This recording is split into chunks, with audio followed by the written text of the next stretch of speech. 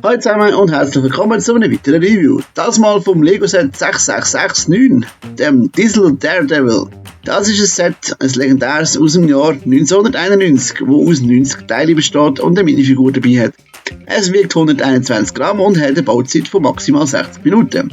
Das Maß vom Set beträgt folgendes: 19,2 cm breit, 9,5 cm hoch und 4,7 cm tief.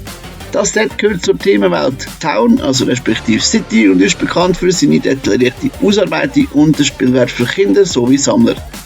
Das war es auch schon gesehen. Ich hoffe, euch hat das gefallen. Wenn ja, bitte einen Daumen nach oben oder einen Kommentar. Denn das teilen mit Leuten, die das interessiert, und bitte dann uns abonnieren, um keine zukünftigen Reviews oder andere Videos zu verpassen.